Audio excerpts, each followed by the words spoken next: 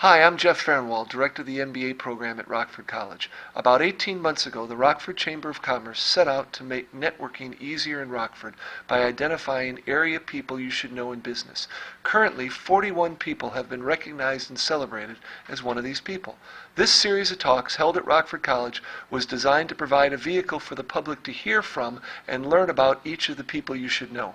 I hope you enjoy this talk. If you wouldn't mind turning off or silencing your cell phones, please. And welcome to our People You Should Know Talks. Today I'm excited to introduce Mr. John Phelps, the Executive Director of the Rockford Local Development Corporation and a 2011 People You Should Know honoree. At Rockford Local Development Corporation, Mr. Phelps is responsible for managing the SBA 504 loan portfolio, 4 small business loan funds, and its real estate development activities. As a Rockford native, he is extremely involved in the community. He serves on a number of boards and has worked on projects such as turning the abandoned Kmart property off of North Main into a $5 million mixed-use community. His talk today is titled, Economic Development in the Rockford Area, the Role of Rockford Local Development Corporation and its Partner Organizations. Please help me welcome Mr. John Phelps. Thank you, Lauren. Appreciate that.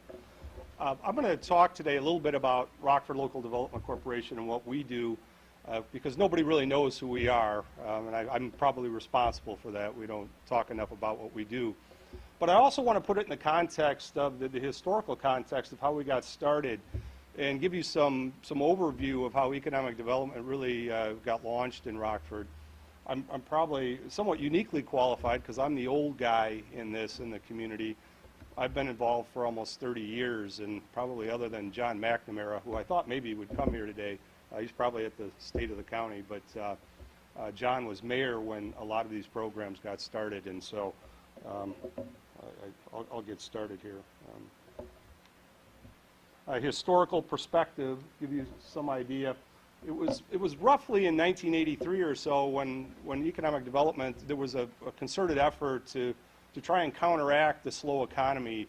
Rockford at that time had some of the highest unemployment rates in the country over a course of months. And so John McNamara, who was mayor at the time, brought together a lot of community leaders, and they went throughout the country and looked for models of what other communities were doing to try and reinvigorate their economies. It was the time of the Rust Belt in the Midwest, a decline of manufacturing. The dollar was very high, so it was hard to export. Interest rates were very high.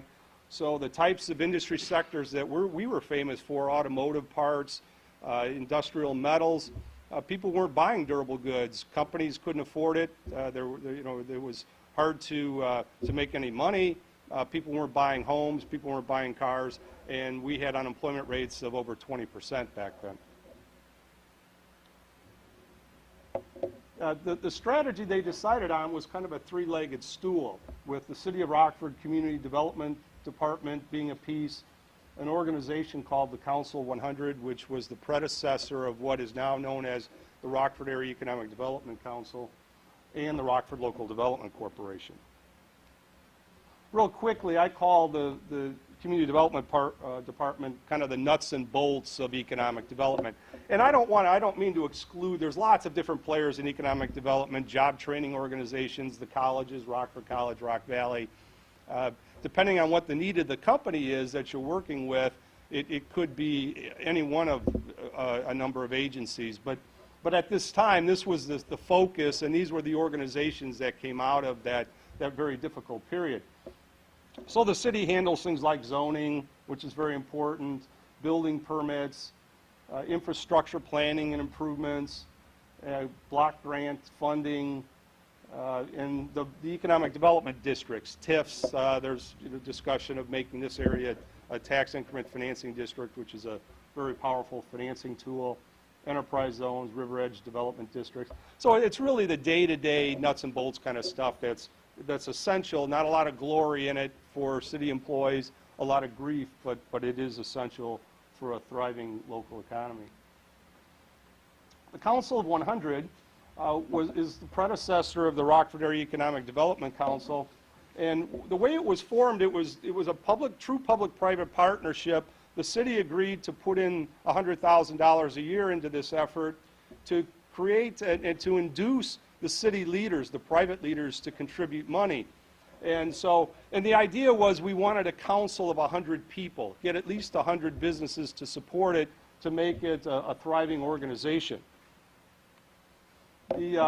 At the time, it was a partnership with the Chamber of Commerce. They had a common president, a man by the name of John Hollab, who I had the pleasure of working with for a few years. And I always found John kind of an interesting guy because we were all housed in the same building at that time. And I would say hi to John, and about 3 or 4 seconds later, he'd turn around and go, "Oh, hi, John." And I always thought, who is this space cadet that's running this? And at the time, I was a little, suspect of him. And then I had an opportunity to work for him for a couple of years, and I thought the man was pure genius because back at this time period, there wasn't really an industry of economic development. Today, you can find universities that have degrees and graduate degrees in economic development. There's institutes for training. But back then, it was a very informal, bootstrap type industry where you learned by trial and error. And we did some very creative things back then, in credit to John Hollab, principally. The primary focus of the Council 100 was to be a marketing organization, not only to promote the community to companies outside, it was also to promote the community to people inside, to build up our self-esteem and make people want to live here and invest here and be a part of a thriving community. But it was also a marketing in a broader sense of being the information collector, making sure you knew where all the properties were, what rents were, statistics on the labor force, utility rates, all the kind of stuff that's very important to companies when they're looking at making an investment in your community. Our primary focus was industry recruitment. And I say ours because I came to Rockford, I was on the faculty at Northern Illinois University doing regional economics and a part-time teacher there in the early 80s, 84, 85. I was up here on a project and I was recruited to work for the Rockford Local Development Corporation for a couple of years. And then I was the executive director for the Council 100 in 89 through 91. So I had a part in the development of this organization. At the time, we also had a Chicago office, which was pretty unique at that period. And we used it, ostensibly it was to meet with developers, but because politically it wasn't good to try and take companies from Chicago to get them to come out here. But that was certainly a primary focus of what we were doing.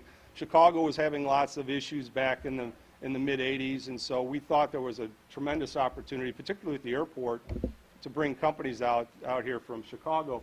And we also used it to interact with the Counselor Corps, the international business representatives from foreign countries, to bring them out here and hopefully encourage companies for direct foreign investment in Rockford.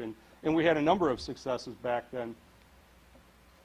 We also had a U.S. Department of Commerce trade office. We were the smallest community in the country with a full-time trade representative to help our companies export to foreign countries. And we sponsored trade missions back then, which was very unique for small communities. There was a constant, annual effort to go to Sweden and the big trade fair in Hanover, Germany. I participated in a trade mission to Japan. We were the only local community in the state of Illinois that had a representative in any of those types of functions. And so it was a long-term strategic decision to try and drive investment in this community from foreign companies. The trade missions I just mentioned. And the primary role, and it remains this way today for the Rockford Area Economic Development Council, is to be the facilitator for economic development. I was talking with a couple of gentlemen before about a company that may be interested in coming to town here, and what we call RADAC plays a principal role in bringing all the resources together for that company, depending on what their need is, to help them hopefully make a favorable decision to come to Rockford. Now, let me tell you a little bit about the Rockford Local Development Corporation. Back in '83, when this whole, when the unemployment was so high, and some of you students who work at Sunstrand, they came to the city leaders at that time and they said, look, we need to build a data center, and we have incentives offered to us from Carolinas and Alabama and all these other states. What are you going to do to help us stay in Rockford and build this facility in Rockford? And so Mayor McNamara and City Council at that time, they bought about 100 acres down by the airport. And today, if you drive by the bypass and look south, you'll see Cardinal Glass and Greenlee and Rockford Toolcraft and companies like that. Well, that's the Greater Rockford Industrial Park, and the city bought that land. And they gave about 10 acres to Sunstrand and said, you can have this free if you'll build that data center here. And then they thought, what are we going to do with all this land? So they reunite, the Rockford Local Development Corporation, we were founded in 1979 on the basis of one particular deal, and then the organization lay dormant for 4 years. So they decided to relaunch it, and they gave the land to Rockford Local Development Corporation to be the developer. My predecessor, Sanders House, then spent the next 15 years, among other things, developing this park. A couple years later, we launched some of our capital access programs that we've been developing since. The very first one was from the City of Rockford and the U.S. Department of Commerce, what's called the Economic Development Administration, put together a pool of money of about $600,000 at that time to make loans to businesses to help them grow their businesses. And I'll talk a little bit more about those here in a minute. And then at the same time, we started this, we were licensed to become a lender under this SBA 504 program. That's a very powerful tool that I'll be talking about. Before I do that, though, I want to give you a little bit of a case study to help put in context why people come to us when they're looking to expand their company or start a business. And this would be a fairly typical deal maybe for a manufacturer in town, or maybe a restaurant that's got a fair amount of land and building cost with some equipment with it, a total cost of about $1.5 million. If they went to the bank, this is how a bank would typically structure this loan. They would lend 80% against the value of the real estate. The rates in today's market would be about 5%. The term just means that they'll amortize it. They'll set the payment up on a 20-year basis, but the loan is due in 5 years, and the bank has an opportunity to reprice the loan then, or just call the loan. If they want to get out of the deal, the note's due and they can call their loan. We see the annual debt service on that. Then on the equipment, they're probably not going to go more than 70%. In today's market, it might, depending on the equipment, might be 50%, but we'll give them the benefit of the doubt. Same kind of rate, generally about a 5-year loan on equipment, because equipment depreciates fairly quickly. It can get outdated. It's not very good collateral in some cases, so they keep it on a shorter note. We see the debt service. This borrower is going to have to come up with $350,000 cash equity, and they'll pay over $142,000 a year. If we get involved, we'll work with the bank, and the bank will make one loan of 50% of the loan. So it's $750,000. We've assumed the same rate.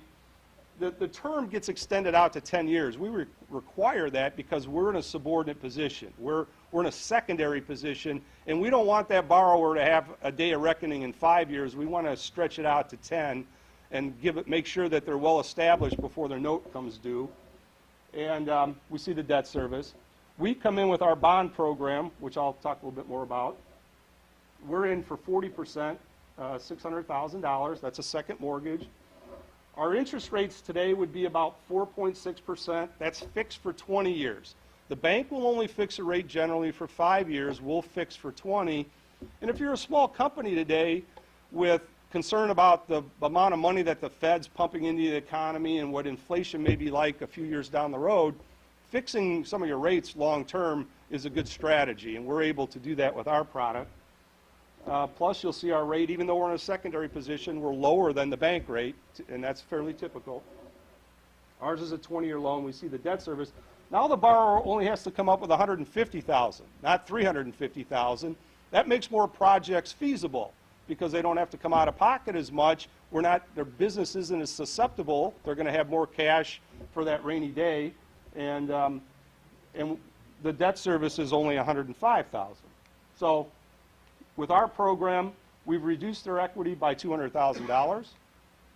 We've reduced their annual debt service by $37,000. And for me, this is important. It's not magic. We were able to do it in part because our interest rates are generally a little bit lower, but we've stretched out the payments on the equipment. That's the major reason we're able to reduce their debt service. Now, some people would argue, they would say, you know, you don't want to pay equipment over 20 years. It's not likely to last that long. And I would agree with that, but more importantly, I think when a company's expanding in those early years and they're building their business, keep your debt service as low as you can. Keep your risks down, because that doesn't go away. That's overhead. You've got to pay, and if you don't pay, the bank can shut you down. So keep your payments down, build your business, and then as you accumulate cash, prepay debt. Prepay it at your own leisure rather than being compelled, and you can affect the same amortization, the same debt repayment, but it's voluntary, and it's at your discretion as opposed to being mandated. So, who is the Rockford Local Development Corporation? Well, we're a private, not-for-profit economic development agency. Jeff is our vice chairman. Proud to have him. Does a great job for us. We were founded in 1979, but as I said, the real launch of the organization was in 1983. Our primary activity is small business lending. We currently have about 200 and just short of 300 loans outstanding. Our total portfolio is about $68 million. And because we're only a piece of the funding, we're leveraging private dollars, our projects total about $250,000. Now, this isn't from our inception. This is our active portfolio. We've had a lot of loans paid off. We've had a few go bad, more than a few. We've had quite a few. That's our active portfolio. And this supports about 7,600 jobs currently. Our programs and services, what all of these programs, our lending programs, have in common is it's gap financing. We're trying to fund the difference between what a bank is willing to lend and what a borrower is able or willing to put into the project. So we're trying to fill that gap, and by filling that gap and completing the financial picture, these companies can get launched and start creating jobs, paying taxes, redeveloping underdeveloped neighborhoods, doing all the things that helps create healthy communities.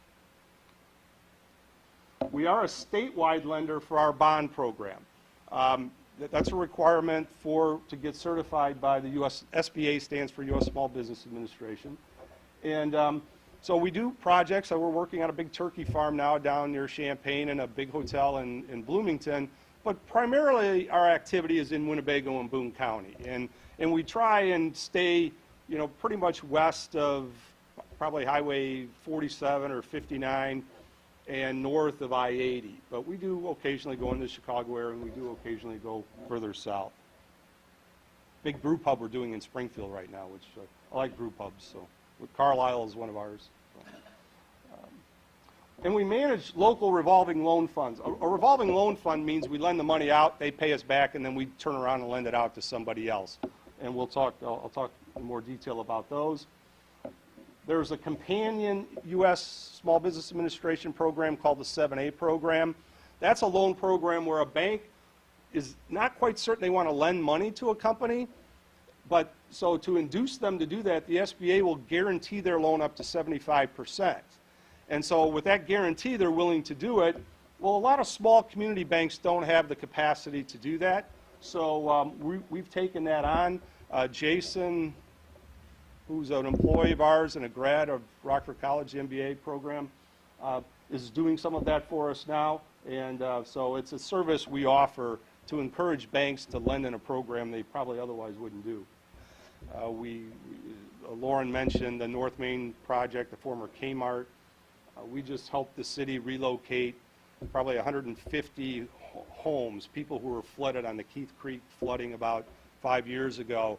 We bought all those properties, relocated the people, and then sold the property back to the city when they got their grant funds to reimburse them for all of that cost. So we're very close to the city. We try and help them out whenever there's a difficult project that maybe they're not well suited to do. Here's a little bit on our revolving loan funds. We manage about $3.5 million. They're broken out like this because of the funding source. The RLDC, the $1.5 million, that's the loan fund that we started in 1986 with city money and money from the federal government.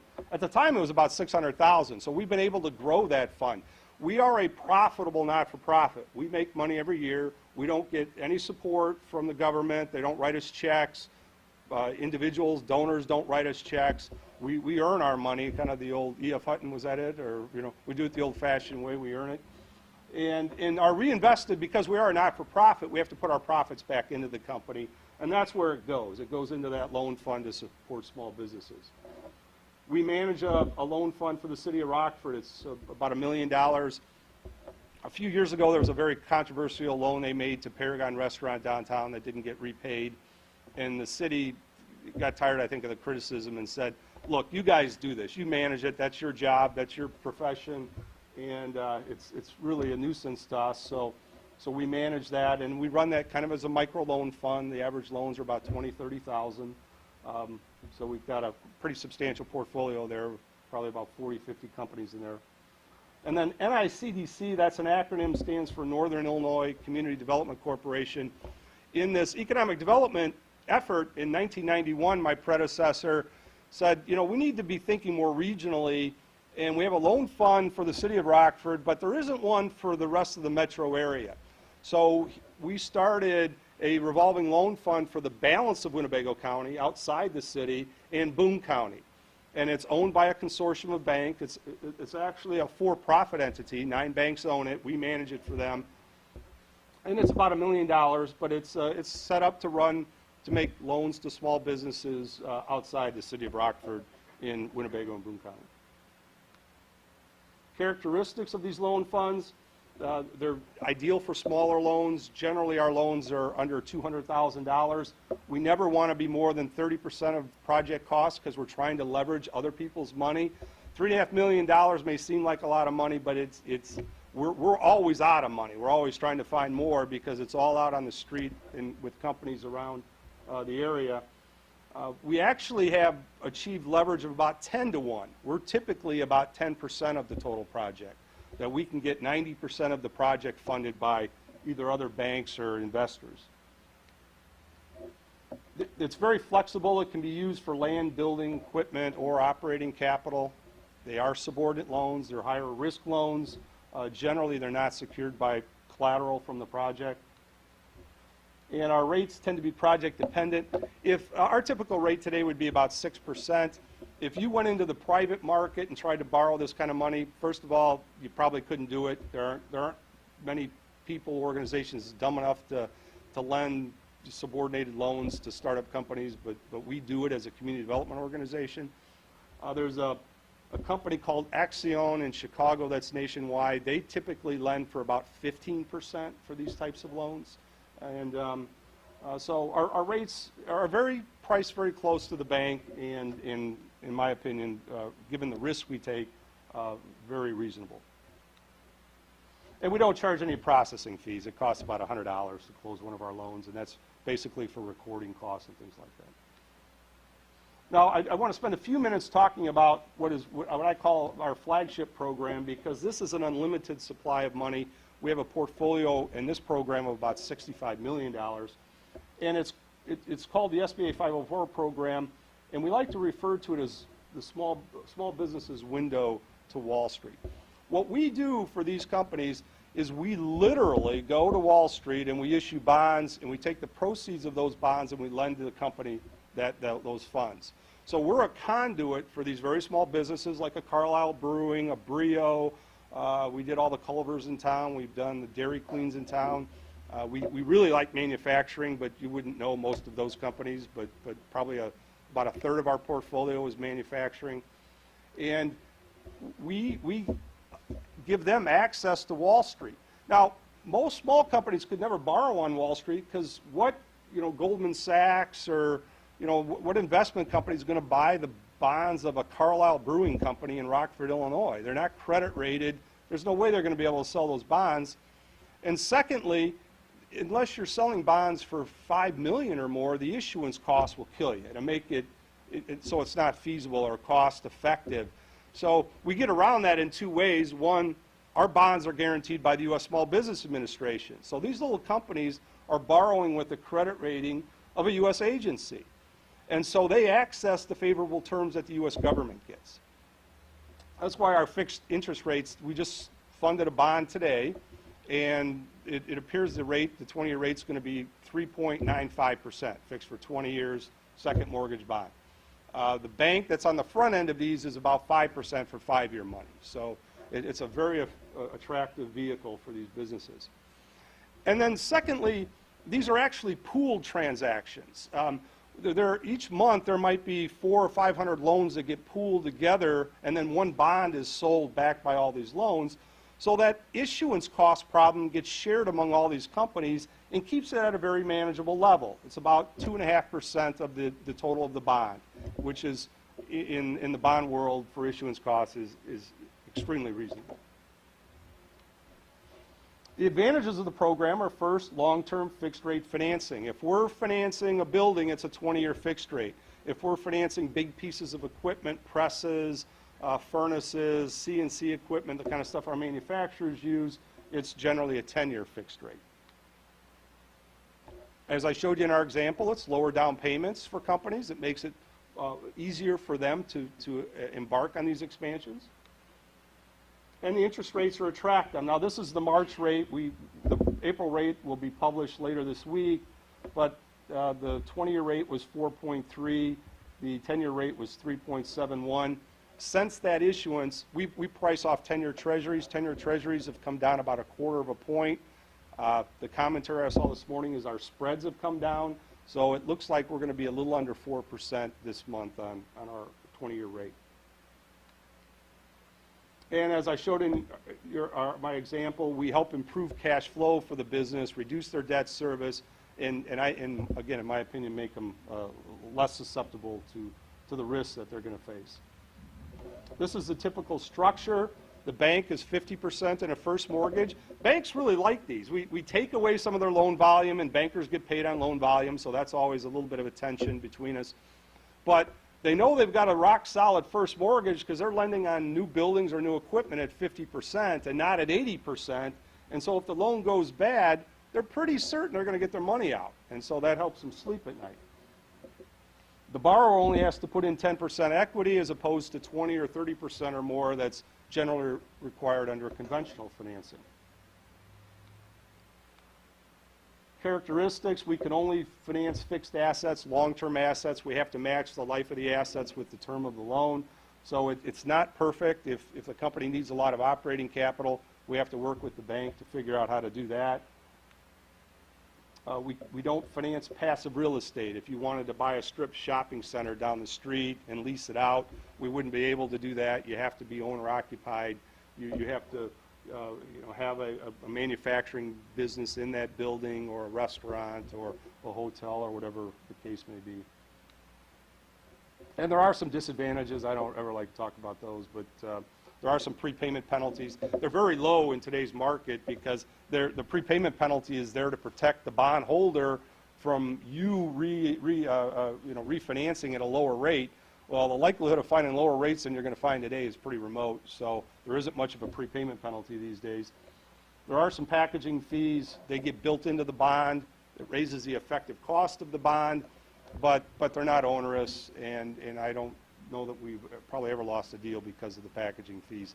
Even including the packaging fees, we're generally lower than the bank rate. And that's it.